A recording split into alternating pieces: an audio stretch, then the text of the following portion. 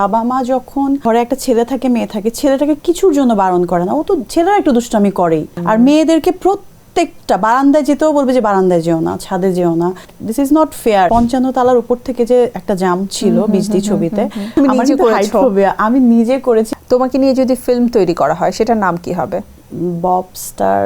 বর্তমানে ব্যবহার করছি BMW। কেউ বিশ্বাস করবে না, আমি কিন্তু গরুরহাটে যাই। হ্যাঁ, এখন যদি আমি ঈদের দিন পাস্তা রান্না করি, এটা তো আসলে একটু কষ্ট পাবে সবাই। যেমন আমার হাতে খড়ি, আমি বলবো বিবি রাসেল। বিবি আপার কাছে আমি চিরকৃতজ্ঞ। ক্লাসের সবচেয়ে লম্বা মেয়েটা আমি। তখন আমি কিন্তু পিচ্ছি, বাসায় ফাইট করে করে এগুলা করছি। আমি ভালোই ছিলাম লেখাপড়ায়।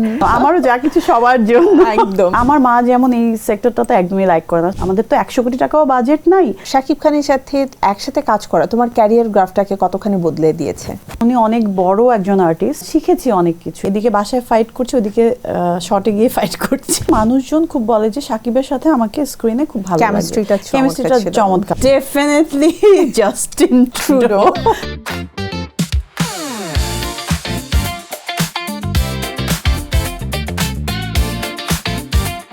চিত্রনায়িকা এমন একটি শব্দ যার নামের আগে এই ওয়ার্ডটি বসে যায়, তাকে কিন্তু অনেক কিছু নিয়ে ভাবতে হয়। গ্ল্যামার নিয়ে ভাবতে হয়, ব্যক্তিত্ব নিয়ে ভাবতে হয়, অভিনয় নিয়ে ভাবতে হয়, এবং একই সাথে ভাবতে হয় যে কী ধরনের চরিত্রে সে দীর্ঘদিনের জন্য তার দর্শক বা শ্রোতাদের হৃদয়ে, তার ভক্তদের হৃদয়ে জায়গা করে রাখবে। প্রিয় দর্শক, আজ এমন একজন অভিনেত্রী আমার সাথে রয়েছে, আমি বলবো বাংলাদেশের প্রেক্ষাপটে চিত্রনায়িকা ওয়ার্ডটিকে সে ভেঙে দিয়ে সামনে আরেকটি ওয়ার্ড যুক্ত করেছে, সেটা হচ্ছে অ্যাকশন। সাধারণত আমরা নায়িকাদেরকে দেখি সবসময় তারা রোমান্টিক চরিত্রে অভিনয় করতে পছন্দ করে, বাট এই নায়িকা সেই রোমান্টিকতাকে ছাপিয়ে অ্যাকশনধর্মী চরিত্রে নিজেকে তৈরি করা এবং পাশাপাশি নারীকেন্দ্রিক চরিত্রকে স্ট্যাবলিশ করার জন্য রীতিমতো যুদ্ধই করেছেন, এবং সে সফলতাও পেয়েছে। এপি স্টারে আজ আমাদের সাথে রয়েছে আমাদের প্রিয় চিত্রনায়িকা, অভিনেত্রী এবং অ্যাকশন লেডি ববি। শুভেচ্ছা, ঈদ মোবারক ববি, কেমন আছো? ভালো। চিত্রনায়িকা ববি শুনতে ভালো লাগে নাকি অ্যাকশন লেডি ববি শুনতে ভালো লাগে? আমি মন দিয়ে তোমার কথাগুলো শুনছিলাম, মানে এটা আমার একটা অ্যাচিভমেন্ট, আমি বলবো ছোট্ট একটা অ্যাচিভমেন্ট, যে আমাকে যদি কেউ কাস্ট করে, সো আমাকেই কাস্ট করতে হবে ওই গল্পটার জন্য বা ওই ক্যারেক্টারের জন্য। I tried a lot and it shows now. তুমি বলছিলে সেই কথাগুলো, মানে রীতিমতো কিন্তু এটা একটু যুদ্ধ করার শামিল, কারণ আমাদের দেশে নারী স্টেরিওটাইপ যে মানে সাপোর্টিং ক্যারেক্টার অলওয়েজ। চিত্রনায়িকা মানে হচ্ছে গ্ল্যামার, একটা প্রেমিকা দরকার।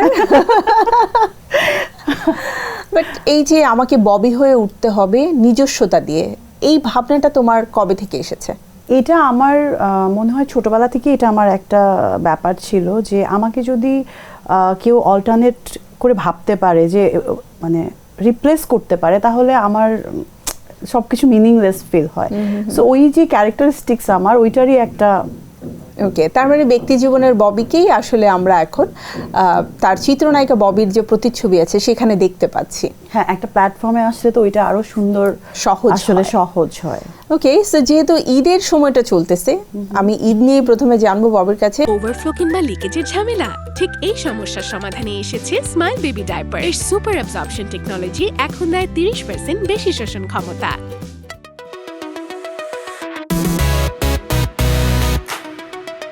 ববিকে খুব সুন্দর লাগছে, এন্ড এত চমৎকার একটা আউটফিট পরেছো। এটা কি ঈদের ড্রেস নাকি কোরবানি ঈদে কেনাকাটাই হয় না?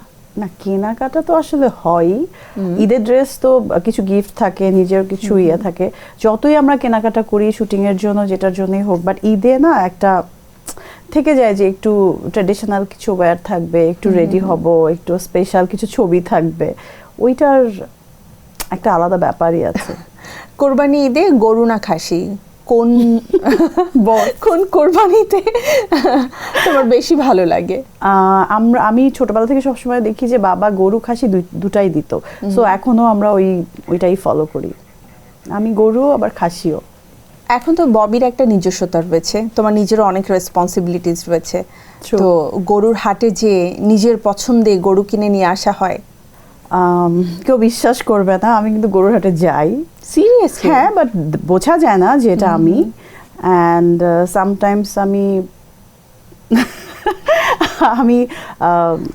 কিছু মানে পার্সোনালি কালেকশন করি গরু, ওগুলো আবার আমি আমার মানে যারা পরিচিত ওদের মধ্যে সেল করে দিই। যে so আমার ভালো লাগে দেশি গরু, যেটা ইনজেকশন দেয়া না বা ওরকম আছে না যে একটা জিনিস খাবে মানুষ কোরবানির সময়, ওটা যেন প্রসেস করা না থাকে বা খারাপ কিছু না থাকে। Wow, এটা কি তাহলে মানে মনে মনে উদ্যোক্তা ববির বহিঃপ্রকাশ যে অর্গানিক ফুড, অর্গানিক সবকিছু মানুষের যেমন কাছে আমি পৌঁছায়।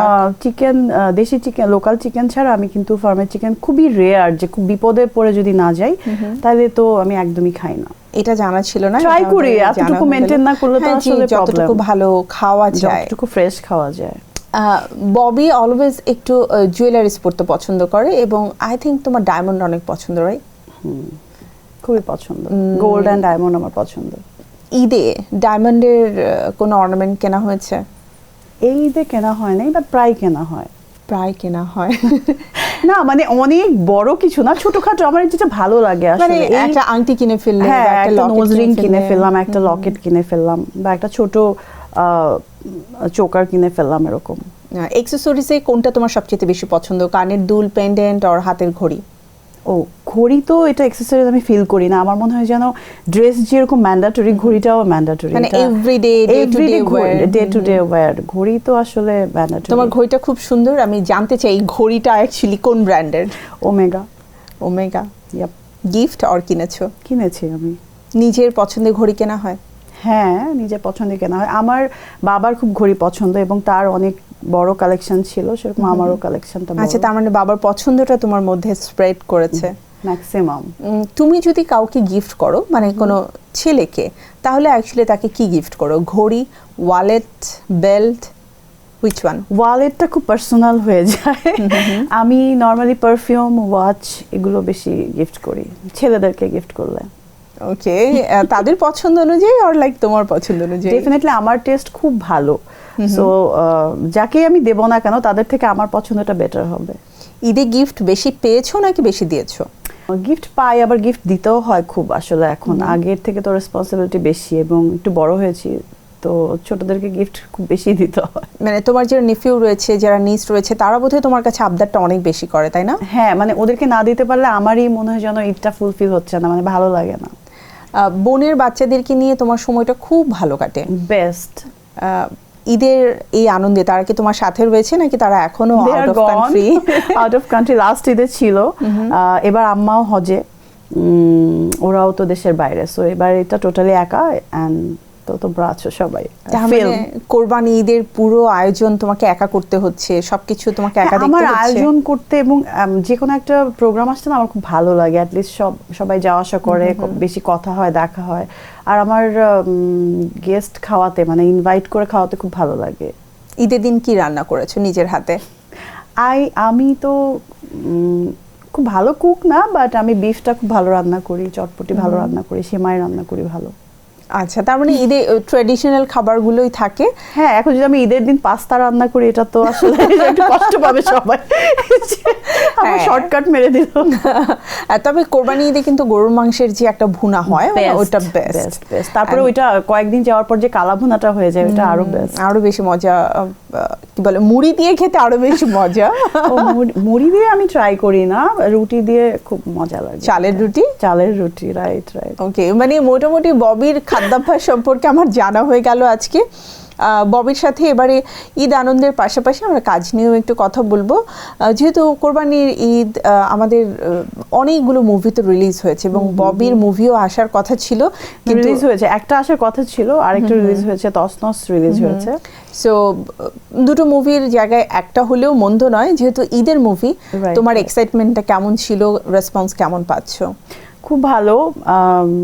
ছবি আসলে ফিল্ম রিলিজ হওয়াটাই অনেক এক্সাইটেড একটা ব্যাপার, আর যখন ঈদের রিলিজ হয় তখন আসলে সবাই যায়। এই প্র্যাকটিসটা এখন তো খুব বেশি যে ঈদের হলে যেতেই হবে, যার মুভি হোক যেটাই হোক। জানো, আমার রীতিমতো টিকিট খুঁজছি। কোথায় যাবে মানুষের তো আসলে প্রপার বিনোদনটা আমাদের এখানে তো খুব অল্প, একটা প্রপার বিনোদনের জায়গা তো আসলে খুব লিমিটেড। এবার কিন্তু আরেকটা ব্যাপার হচ্ছে, সেটা হচ্ছে যেহেতু বর্ষা, খুব ব্যাক টু ব্যাক বৃষ্টি হচ্ছে, তো আউটডোরে মানুষ খুব একটা যাচ্ছে না যে চলো সবকিছু ছাপিয়ে হলে বসে মুভি দেখি। আর বৃষ্টিতে মুভি দেখার মতো আনন্দ, পপকর্ন খাওয়ার মতো মজা আর কোনো কিছুতে নেই। অনেকদিন ধরে তোমার কাজগুলো একটু স্লো গতিতে এগোচ্ছে, এটা কি তোমার নেক্সটে কোনো বড় ধরনের প্ল্যান আছে, নাকি হচ্ছে তুমি ইচ্ছাকৃতভাবে ধীরে সুস্থে এগোতে পছন্দ করছো? একটু প্ল্যান তো ডেফিনেটলি আছে, যে প্ল্যান আছে ওইটা আসলে খুব শেয়ার করতে চাচ্ছি না। আর এই ছবিগুলো তো যেগুলো এখন ওগুলো মানে আগে থেকেই প্ল্যান করা ছিল, ওগুলোই আসলে রিলিজ হচ্ছে। আমার আরো 2-3টা ছবি ready to release. Okay, so just আমাদেরকে ওয়েট করতে হবে। তসনুস মানুষ কেন দেখতে যাবে যদি এক কথায় বলতে হয়? ওই যে বলে ঈদের যে একটা মুভি, ঈদের যে এক্সাইটমেন্ট, অ্যাকশন, ড্রামা অ্যান্ড যা যা কিছু লাগে, গান, সব কিছু আছে। ববির স্পেশালিটি কি ছিল তসনুসে? তসনসে আমি এখানে দুইটা ববি পাবে। Oh, really? রাইট, আমি ডাবল রোল প্লে করছি after That's so long. interesting. And action jasmine আমার একটা ফিল্ম ছিল, এখানে আমি ডাবল রোল করেছি। Right. এটা আমার সেকেন্ড মুভি। Okay. সো এটা ইন্টারেস্টিং হবে। একটা ছোট্ট করে একটু বলতে পারি, আমার একটা ক্যারেক্টার খুব শান্ত ভদ্র, আরেকটা একটু খুব মানে একই সাথে আমরা ডাবল ক্যারেক্টার, ডুয়েল ফেস সবটাই দেখতে পাবো। দেখতে পাবে, রাইট। ওয়াও, সো যারা এখনো পর্যন্ত প্ল্যান করছেন যে এরপরে কোন মুভিটা দেখবো, তারা কিন্তু তসনুস দেখার জন্য ডেফিনেটলি চলে যেতে পারেন, কারণ ববি অনেক দিন পরেই আসছে। আর তোমার পরবর্তী মুভিগুলো নিয়ে তো ডেফিনেটলি কথা বলতে চাই, কিন্তু আরেকটা ব্যাপার নিয়ে একটু জানবো ববি, সেটা হচ্ছে নিজের মুভি তো নিশ্চয়ই দেখা হয় হলে যে, of course. অন্যদের মুভিও কি দেখা হয়, সুযোগ হয় কি? হ্যাঁ, আমি ঈদের সময় অ্যাটলিস্ট ট্রাই করি, বা নতুন কোনো ভালো মুভি আসলেও আমি ট্রাই করি দেখার। ইনফ্যাক্ট আমি লাস্ট ঈদেও দেখেছি, এই ঈদেও দেখবো। এখন Okay. সময় বের করতে পারি নাই, বাট দেখবো। নো প্রবলেম, আমরা যেহেতু প্রতিবেশী, প্ল্যান করে একসাথেও যাওয়ার চলো। প্ল্যান করা যায়। অভিনয়ের একাল সেকাল নিয়ে তোমার সাথে কথা বলবো। বেশ কয়েকটা সেগমেন্টে আমরা সাজানোর চেষ্টা করছি আমাদের আজকের আয়োজনটা।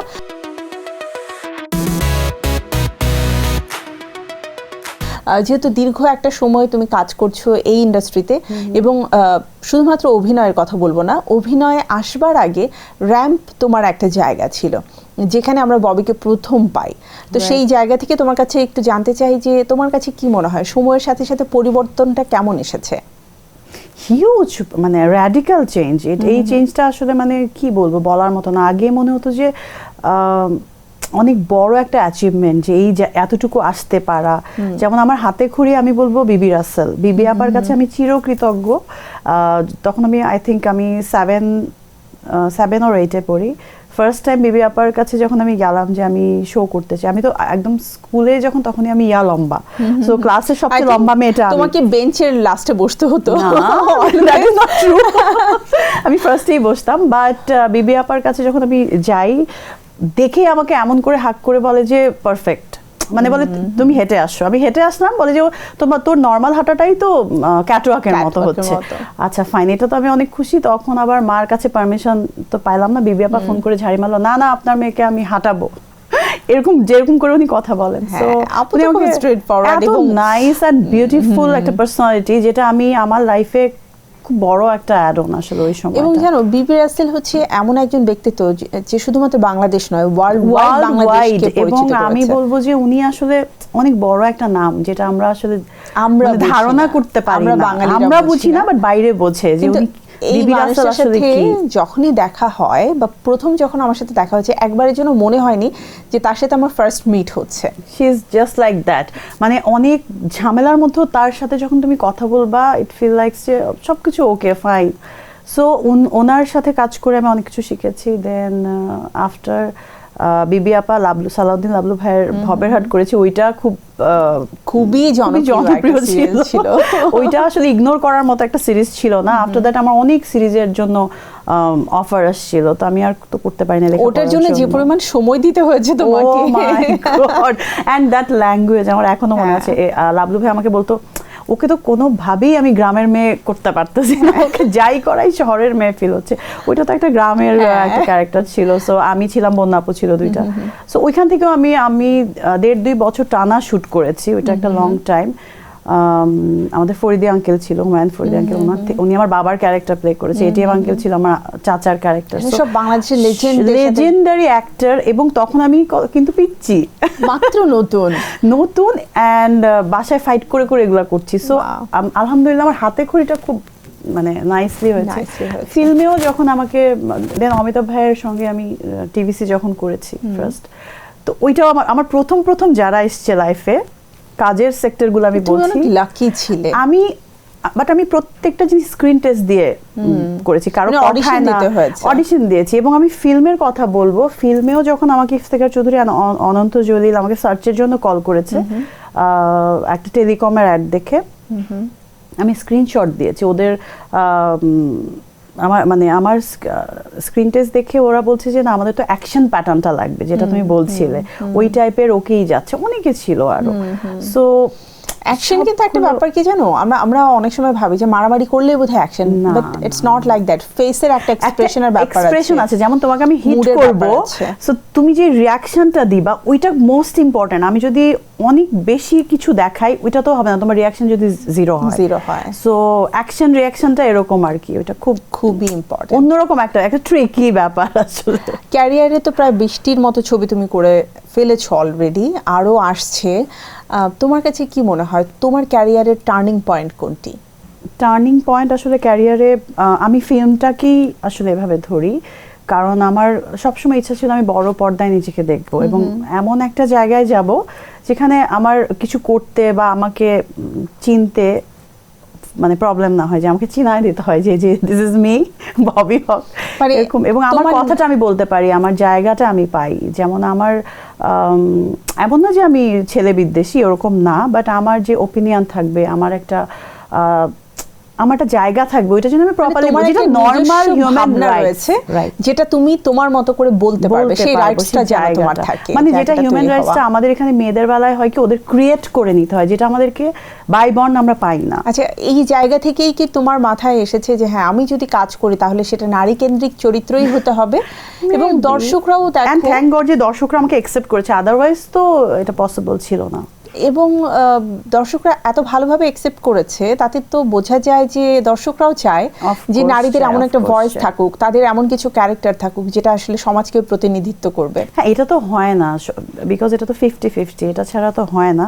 যতই আমরা ইগনোর করি বা ছোট করে রাখতে চাই, এটা তো পসিবল না। ববি তো অনেক স্ট্রেট ফরওয়ার্ড, বাট শুরুর দিকের ববি আর এখনকার ববির মধ্যে পার্থক্যটা কোথায়? ববি কি আরো বেশি ম্যাচিউর হয়েছে নাকি একই রকম আছে? এটা তো আমার থেকে অন্যরা বলতে পারবে। তারপর আমার যেটা ফিল হয় যে ডেফিনেটলি ম্যাচিওর হয়েছে, অনেক কিছু শিখেছি, শেখার তো শেষ নেই, আরো অনেক শিখতে হবে, বাট আমার টলারেন্সটা বেড়েছে। আচ্ছা, ধৈর্য, যেটা খুব ম্যান্ডেটরি আসলে এই সেক্টরে। অনেক ভাবতেই পারতাম না, ও মাই গড, এটা কিভাবে পসিবল। আমার মা বলে তুমি যে পেশেন্সটা তোমার এই সেক্টরে দিয়েছো সেটা তুমি তোমার লেখাপড়ায়, বা আমি ভালোই ছিলাম লেখাপড়ায়, সো দিতে পারলে তুমি তো সায়েন্টিস্ট হয়ে যাইতা, তার থেকেও বড় কিছু হয়ে যায়। মায়েরা এরকম অনেক বলে। আমার মা বলে তুই বাইরে যে পরিমাণ হেসে হেসে কথা বলিস, তার 10 ভাগের 1 ভাগ যদি বাসায় হতো, তার 10 ভাগের 1 ভাগ সুন্দর করে কথা যদি বাসায় বলতে, তাহলে হতো আমি সাম্মু আমার সব সৌন্দর্য আর কথা আর হাসি আমি তো সব পৃথিবীর মানুষের জন্য, আমারও যা কিছু সবার জন্য। একদম, মানে আসলে আর্টিস্ট যারা আমরা দিন শেষে কিন্তু আমাদের পরিবারকে একটু বঞ্চিতই করি, তাই না? একটু হয়ে যায়, বাট আমি এই দিক থেকে বলবো যে আই ট্রাইড দুইটা ব্যালেন্স করার জন্য, বাট তারা বরং আমাকে সামটাইমস বঞ্চিত করেছে। হ্যাঁ, একটা সময়ের পরে তারা ইগনোর করা শুরু করে। হ্যাঁ, মানে না, আর আমার মা যেমন এই সেক্টরটাতে একদমই লাইক করে না, সো বঞ্চিত মানে যে কারোর সামনে ইনসাল্টিং একটা কথা বলে দিল, আরে ও কি করে, আমার এই মেয়ে ডক্টর, ওই মেয়ে আর্কিওলজিস্ট, ও কি।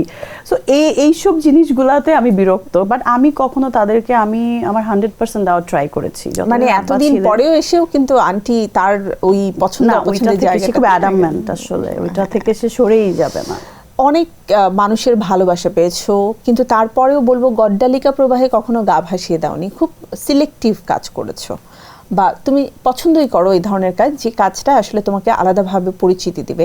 মানে এই সিলেক্টিভ হওয়ার পেছনে রিজনটা কি? অনেকের তো একটা ক্রেভিং থাকে না, আল্লাহ আমার এই ঈদে ছবি নেই, আল্লাহ 6 মাস পর আমার ছবি রিলিজ হচ্ছে না, আমি তো হারিয়ে যাচ্ছি, আমি তো স্ক্রিনে নেই, এরকম কখনো মনে হয়?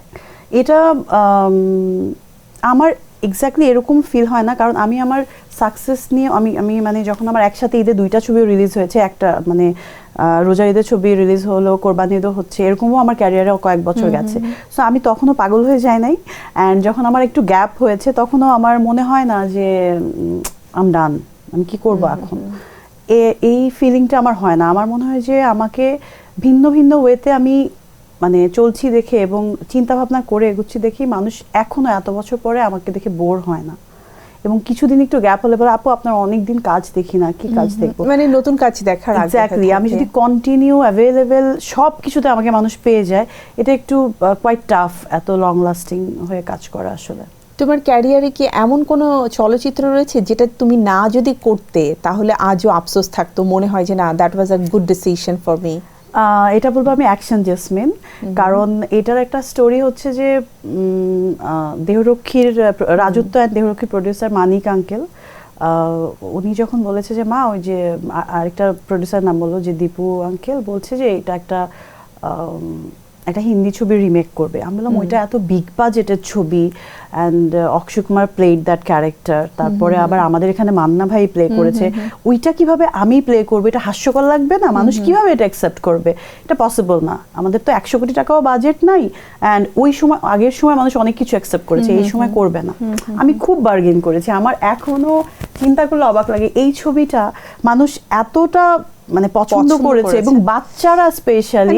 আরেকটা ব্যাপার একটু অ্যাড করি ববি তোমার সাথে, সেটা হচ্ছে ওই সময়ে একটু ভিন্ন ঘরানার মুভিগুলোই টানা হচ্ছিল, তো অ্যাকশন জেসমিনটা না একটা মুভি তো নতুনত্ব মানে টুইস্ট নিয়ে এসেছিল, আর স্পেশালি যেহেতু নারী ক্যারেক্টার ছিল, রাইট, একটা পুলিশ একটা চোর, রাইট, খুবই ইন্টারেস্টিং হইতে মানুষ এটা এমন ভাবে অ্যাকসেপ্ট করেছে। আমি করার সময় খুব কনফিউজ ছিলাম যে আল্লাহ এত বাজেট, আমাদের তো এত বাজেট নাই। অ্যান্ড আমি তখন দেখছিলাম যে আমার এর আগে একটা কি ছবি রিলিজ হয়েছে, আমি দেখছিলাম যে বোরখা পরে গেছি, মানুষ বলে এই অ্যাকশনটা তো প্রিয়াঙ্কা চোপড়া টাইপের লাগছে। আমি বললাম ও মাই গড, তাহলে এইভাবে মানুষ কম্পেয়ার করে, এটা কিভাবে করব, এটা তো আরো হাস্যকর হয়ে যাবে।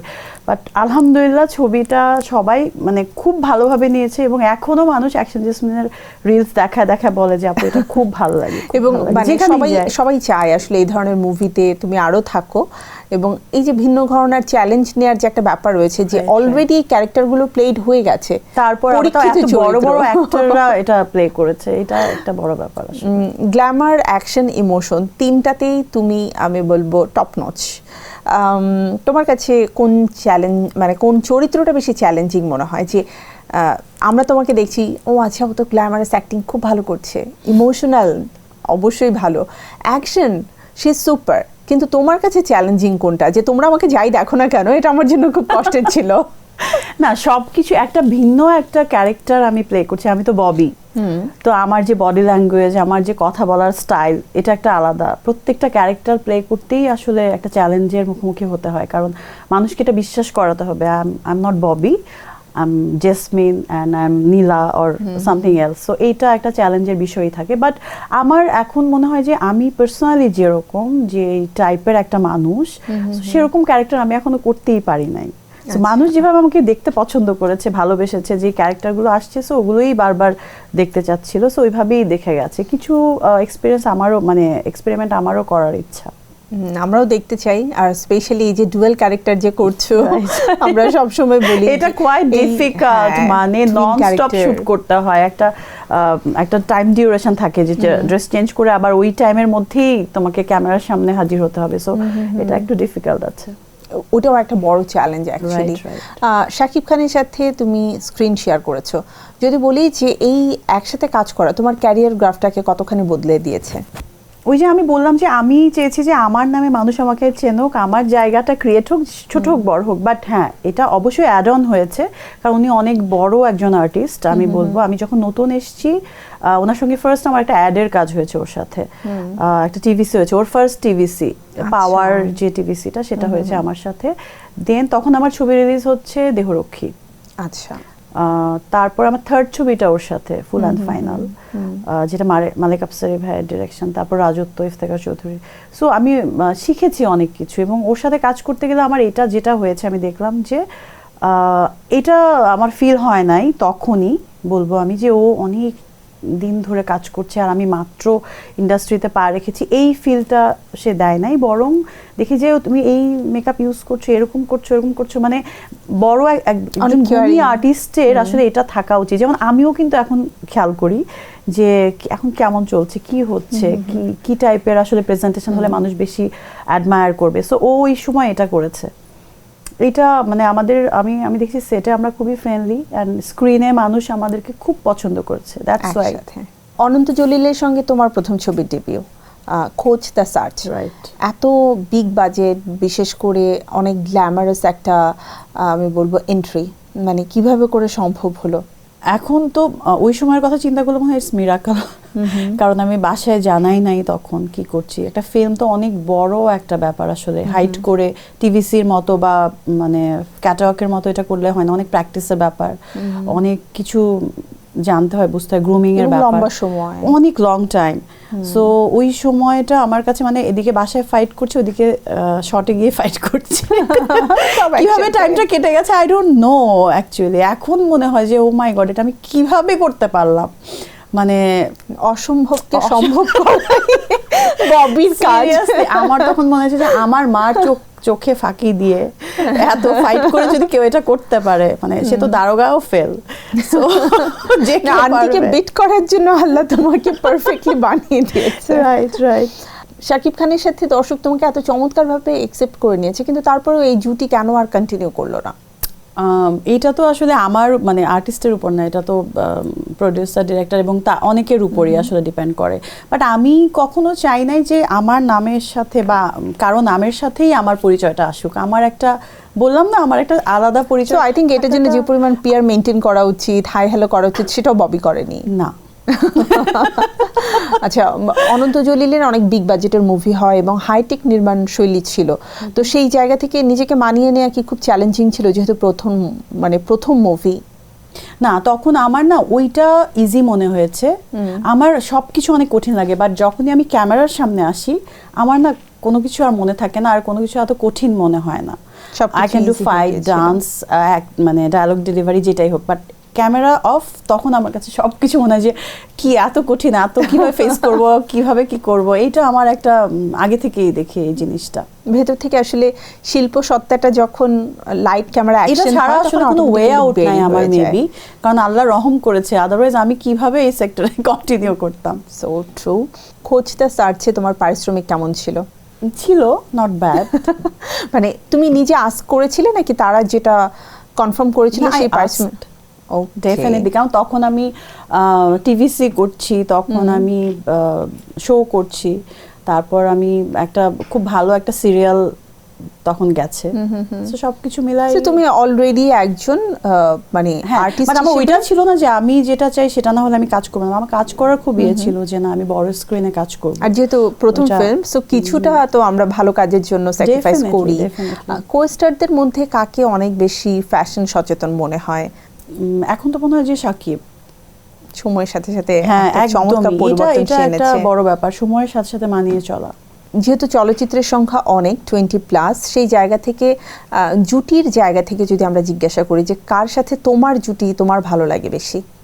আমার সবার সাথে কাজ করতেই মানে ভালো লাগে, গুড আর্টিস্ট হলে, তাই না? ওই যে রিয়াকশনের একটা বিষয় থাকে, আমি খুব ভালো ডেলিভারি দিলাম, ওখান থেকে রিয়াকশন পেলাম না, বা আরেকজন খুব ভালো বললো, আমার কোনো রিয়াকশন নেই, এটা খুব বাজে। বাট আমি জানি না, মানুষজন খুব বলে যে শাকিবের সাথে আমাকে স্ক্রিনে খুব ভালো কেমিস্ট্রিটা চমৎকার লাগে, এটা মানুষের কথা। অ্যান্ড আরেকটা ব্যাপার, হাইট অ্যান্ড ফিটনেস সবকিছু মিলে তোমাদের দুজনকে খুব পাশাপাশি মানায়। নতুন যারা আর্টিস্ট রয়েছে বা যারা একটু কম কাজ করে, তাদের সাথে কাজ করার সময় কি ডিভা টাইপের একটা ভাইব নিয়ে তুমি থাকো, লাইক না চঞ্চল উচ্ছল ববি? Not really. আমার মনে হয় যে ইজি থাকলে কি হয়, স্ক্রিনে এটা দেখায়, আদারওয়াইজ যদি আমি ওই ভাবটা নিয়ে বসে থাকি, ওর কাজটাও যদি খারাপ হয়, আলটিমেটলি আমার কাজটাও খারাপ হবে। এটা একটা টিম ওয়ার্ক। অ্যাকশন লেডি আর লেডি অ্যাকশন, এই যে একটা ইমেজ, এটা বাস্তব জীবনে ববিকে আসলে কতটা সাহসী করে তুলেছে?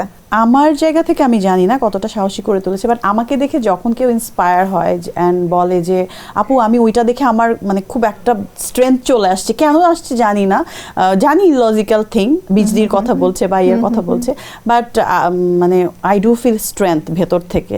সো এগুলো শুনতে আমার খুব ভালো লাগে যে I did something at least, যে মানুষ এটা নোটিস করেছে। আর আমাদের দেশে আসলে মেয়েদেরকে এত সাপ্রেসড করে রাখা হয় না, মানে আমার মনে হয় যার যতটুকু জায়গা আছে, যেখান থেকে যা পারে, ওদেরকে আসলে মানে ওদের নলেজটাকে তো সাপ্রেস করে রাখতে চায়, সব কিছুকেই, মানে কেমন যেন শিক্ষিতরাও অন্যভাবে ভদ্রভাবে, যারা অশিক্ষিত ওরা তো যা করছে দেখছই।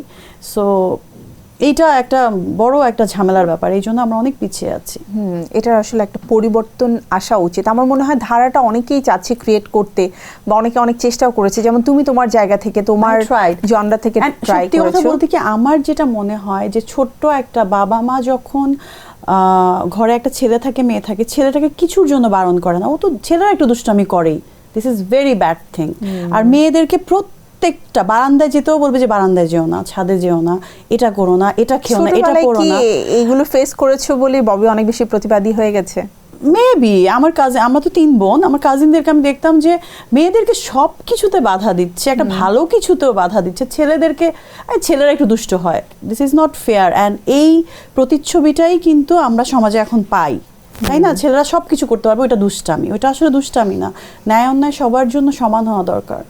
ইন্ডাস্ট্রিতে নারীকেন্দ্রিক সিনেমাগুলোতে নায়কদের সমান বাজেট কি থাকে? Not at all. হ্যাঁ, বাট আমি যেটা বলতে পারবো, আমাদের দেশের প্রেক্ষাপটে একজন ছাড়া সব মানে নারী কেন্দ্রিক যারা আমি বা আমার সমসাময়িক যে ছিল, আমাদের অলমোস্ট নায়ক নায়িকা সবই ইয়েই ছিল। এবং আমি বলবো যে সামটাইমস একজন ছাড়া বাকি সবার আমার থেকেও ডাউন ছিল, আমি যেটা দেখেছি। পারিশ্রমিক। একজন নারী হিসেবে পুরো সিনেমার দায়িত্ব কাঁধে নিয়ে বক্স অফিসে হিট করানো চলচ্চিত্রটা কতটা চাপের? অনেক চাপের। এটা হার্ডওয়ার্কের কোনো বিকল্প নাই। অ্যান্ড অডিয়েন্সের যে বিশ্বাসটা আছে, ওইটা একটা শক্তি যে আমার অডিয়েন্স আমাকে কোনো না কোনোভাবে পার করে দেবে। আর হচ্ছে আল্লাহর রহমত, সিনেমাটা এক্স্যাক্টলি এটার একটা কম্বিনেশন। বাংলাদেশে যদি আমরা নারীদের কোনো অ্যাকশন ফিল্মের কথা বলি, তাহলে সবার আগে বিজলি নামটি চলে আসে।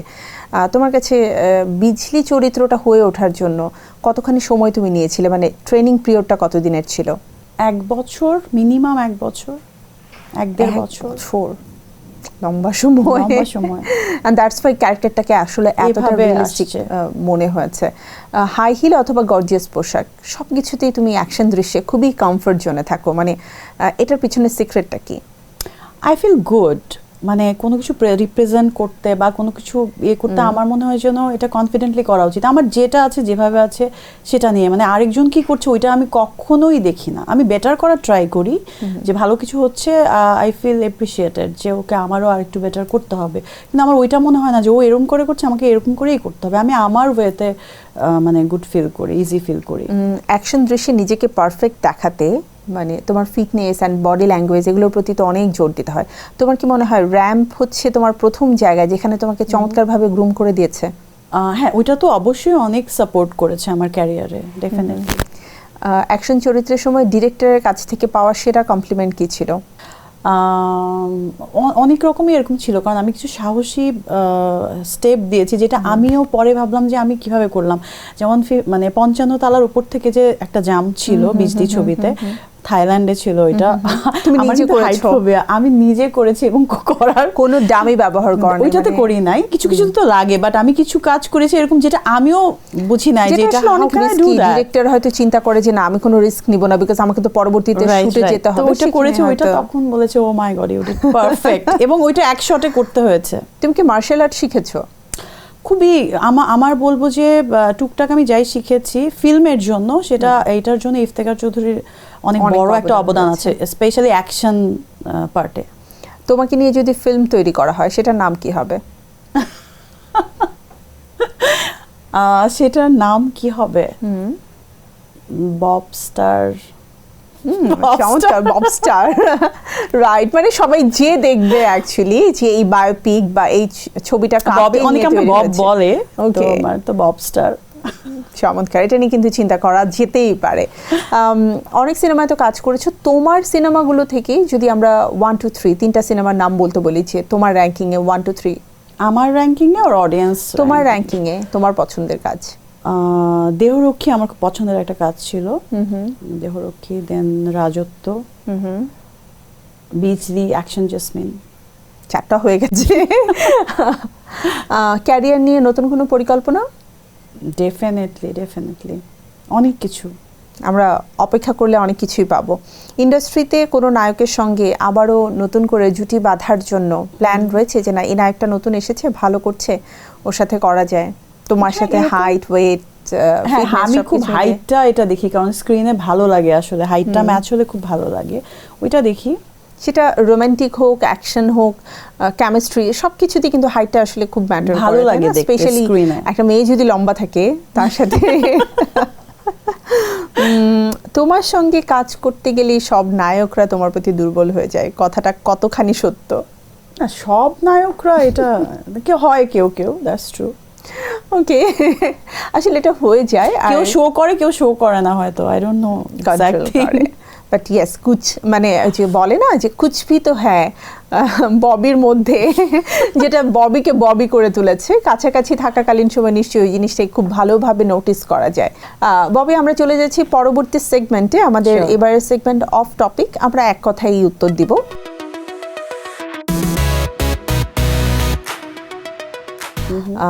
কতজনকে ছ্যাঁকা দিয়েছো? এটা তো আমি কাউন্ট করে বলতে পারছি না, একটু অগণিত? বেশি। হ্যাঁ, একটু বেশি। বলিউডের কোন নায়কের সঙ্গে কাজ করার ইচ্ছা আছে? বলিউডের ইরফান খানের সঙ্গে ছিল, he is no more. Shahrukh Khan. Okay, বর্তমানে কোন গাড়ি ব্যবহার করছো? আজকে কোনটা চড়ে এসেছো? আজকে বর্তমানে ব্যবহার করছি BMW। ও ওয়াও, কোন সিরিজ? নেক্সট। তোমার বডিগার্ডের সংখ্যা কত? 3 জন 3 জন মাত্র। আর মেকআপে কতজন? মেকআপ, হেয়ার আর অ্যাসিস্ট্যান্ট, এখানেও 3 জন, 4 জন। Wow. total। সো গাড়িতে সিট সংখ্যা কয়টা? এটা দুইটা গাড়ি। দুটো গাড়ি দুইটা নিয়ে গাড়ি। move করতে হয়। বর্তমানে সিনেমায় তোমার পারিশ্রমিক কত, যদি বলা সম্ভব হয়? এটা তো বলা উচিত হবে না। আমরা কি সর্বোচ্চ ধরে নিব? হ্যাঁ, এখনকার যেটা সর্বোচ্চ সেটাই। ওকে, নায়িকাদের। বিয়ের পিড়িতে কবে বসবে? এরপরে মিলিয়ন ডলার কোশ্চেনের পর আর কোনো কোশ্চেন আছে? আই ডোন্ট নো কবে বসবো, বসতে তো জানবে। কেমন ছেলে তোমার পছন্দ? সেন্সিবল পার্সোনালিটি পছন্দ, সেন্সিটিভ, কাইন্ড হার্টেড অ্যান্ড টল। বিয়ের জন্য সিলেক্টিভ কোনো ভেন্যু কি তোমার পছন্দসই আছে, নাকি দেশেই বিয়ে করবে? না, আমি জানি না, মেবি যদি দেশের বাইরে হয় তাহলে মেবি অস্ট্রেলিয়াতেই হবে। কারণ আমার মানে ঢাকা থেকে আমার ফ্যামিলির ম্যাক্সিমাম পার্সনরা অস্ট্রেলিয়াতে থাকে, So, এখানে হওয়ার একটা অস্ট্রেলিয়া। পসিবিলিটি আছে। বিয়েও কি বিদেশি কোনো ছেলেকে করবে? আই ডোন্ট নো, কোনো প্ল্যান নেই I আসলে। don't know. কখনো স্টারডম ছেড়ে সাধারণ জীবনযাপন করতে চেয়েছো? ইচ্ছে আছে? আমি যেটার জন্য এত হার্ড ওয়ার্ক করেছি, এত কিছু করেছি, এত ফাইট করে আসছি, ওইটা আমি মানে নিজে থেকে ছাড়বো এরকম, মানে এখন আর এটা ভাবার কোনো জায়গাই নেই আমার। আর হচ্ছে যে আমি না এরকম থেকে আমি খুব নর্মাল ভাবে লাইফ লিড করতে পারি, আমার আরাম লাগে এটাতেই। So Comfort zone. কমফোর্ট জোনেই আছে। অভিনয় না এলে ববি কি করতো? ফ্যামিলির প্রেশারে যদি হতো তাহলে ডক্টর, আদারওয়াইজ মেবি আমি লয়ার হতাম। ববি খুব ভালো কথা বলতে পারে। তোমাকে নিয়ে সবচেয়ে বড় ভুল ধারণা কি? আমি খুব মুডি। আসলে না। না, ডোনাল্ড ট্রাম্প, জাস্টিন ট্রুডো এবং ভ্লাদিমির পুতিন, এই 3 জনের মধ্যে কার সঙ্গে তুমি ডিনারে যেতে চাও? Definitely Justin Trudeau. এটা মধ্যে সব মেয়েরই মোটামুটি একটা মানে dream। ওই দুইটা অপশনটা এমন তো বলারই মতো না। ওকে, চমৎকার একটা সেগমেন্ট তোমাকে নিয়ে শেষ করলাম। এবারে আমরা একটু ফ্যাশন নিয়ে তোমার কাছ থেকে জানতে চাই।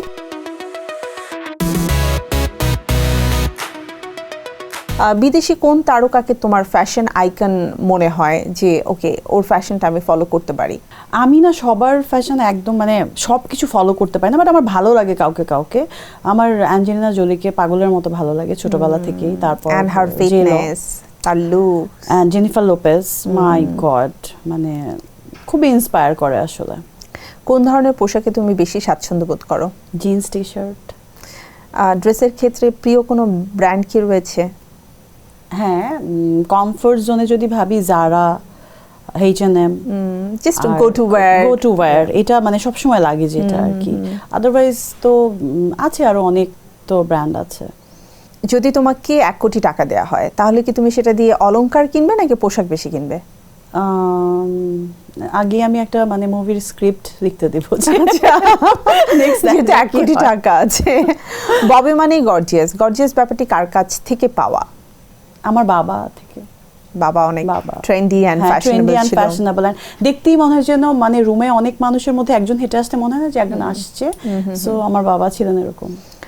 তোমার কালেকশনে থাকা সবচেয়ে দামি ব্যাগ কোনটি বা ব্র্যান্ডের নাম বলতে পারো? গুচি। শাড়িতে তোমাকে তো দারুণ লাগে, কতগুলো শাড়ির কালেকশন আছে? আছে, কাউন্ট করি না আমি। দেশি না বিদেশি, কোন ধরনের আউটফিটের কালেকশন তোমার সবচেয়ে বেশি? এখন একটু বিদেশি বেশি হয়ে যাচ্ছে, কারণ হচ্ছে যে সবাই বাইরে থাকে, সো ওই হিসেবে বেশি হয়ে যায়। বাট শাড়ি আমাদের এখানকারই বেশি, জামদানি প্রচুর আমার। বাংলাদেশ থেকে বসে দেশের বাইরে অনলাইনে শপিং করো, মানে ভিডিও কলে দেখিয়ে দেখিয়ে এটা কেনো এটা কেনো এটা Right, দাও। right. তোমার সিগনেচার মেকআপ লুক কেমন হয়, natural or like over makeup? আমার ন্যাচারাল ভালো লাগে, এবং আমি দেখলাম যে আমাকে যারাই দেখে সামনাসামনি বলে যে আপু আপনাকে ইয়ে থেকে আরো বেশি বেটার লাগে, অনেক কিউট লাগে সামনাসামনি, রাইট। তোমার লাইফস্টাইল নিয়ে মানুষের কিন্তু খুব আগ্রহ রয়েছে, তুমি কি তাদের আগ্রহ বাড়িয়ে দেওয়ার জন্য একটু শো অফ করো, লাইক ওকে ফাইন অনেক বেশি দেখছি কিছুদিন একটু নর্মাল চলি, ন্যাচারাল থাকি, কোনটা তুমি করো? না, আসলে আমি আরেকজনেরটা চিন্তা করে এগুলো কখনো করি না। আমার যেটাতে কমফোর্টেবল ফিল হয়, এবং আমার থেকে যদি কেউ কিছু শিখে নেয় এটা তো গুড। আসলে নিজেকে ববি অন্য নায়িকাদের থেকে কতটা আলাদা মনে করে?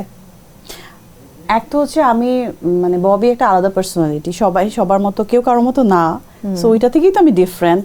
আর এমনিতেও আমি ডিফারেন্ট, আমার একটু আমি একটু অন্যরকম আছি। ববি তো ঘুরতে খুব পছন্দ করে, অবসর পেলে কোথায় ঘুরতে চলে যায়? সিডনি। প্রিয় মানুষদের কাছে, মানে আসলে জায়গাটা না আমার কাছে ইম্পর্টেন্ট না, আমার পছন্দের মানুষ যেখানে সেই জায়গাটা, ইভেন যদি কেউ সিলেটেও থাকে তখন আমার সিলেট এমনিতে আমার পছন্দ, বাট যে ওটা মানে আমার তোমার পছন্দের comfort মানুষ zone ওটা হয়ে আমার যায়। পছন্দের জায়গা হয়ে যাবে। মানুষগুলা খুব ইম্পর্টেন্ট। তাহলে চলো আমরা ঘুরতেই চলে যাই। I love traveling.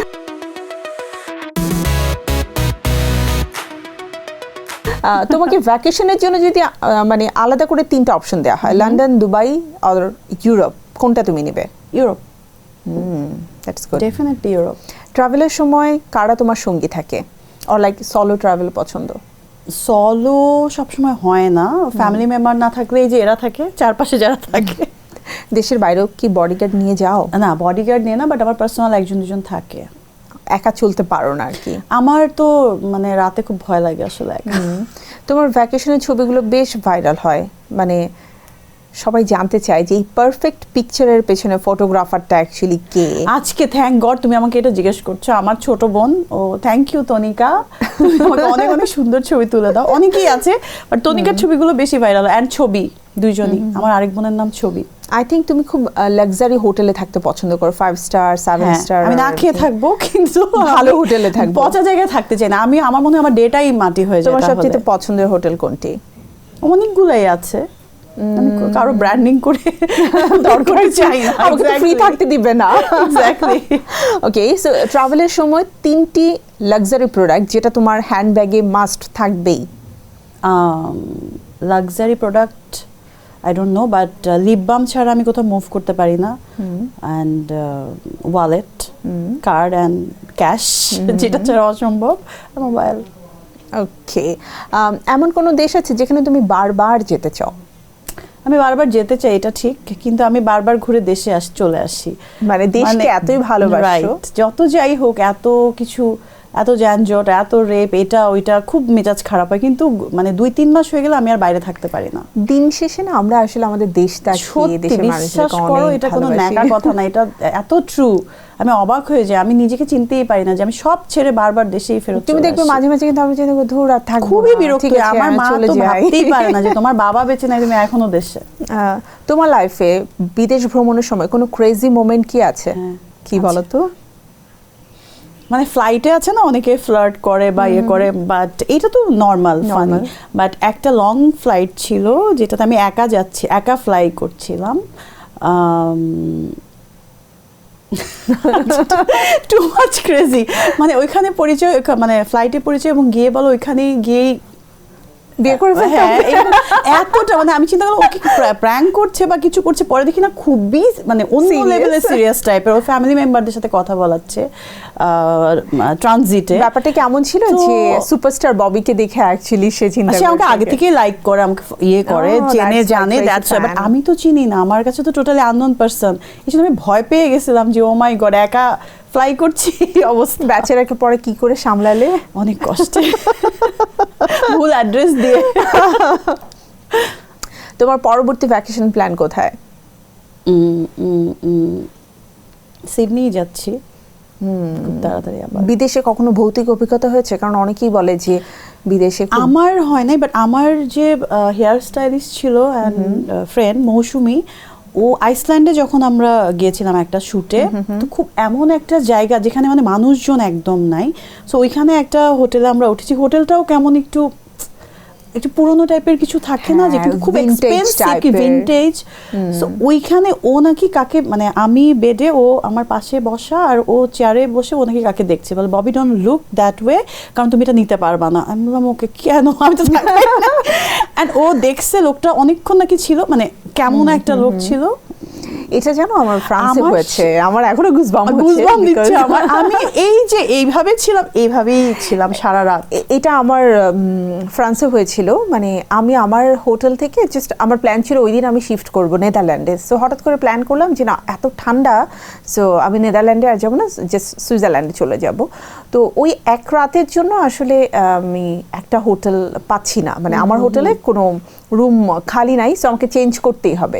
তো পাশে একটা ভিন্টেজ টাইপের একটু পুরনো বিল্ডিং হ্যাঁ, এরকম থাকে টাইপের। এখানে, my God. হ্যাঁ, তো আই থট যে আচ্ছা ঠিক আছে একটা নতুন এক্সপিরিয়েন্স হয়ে যাক।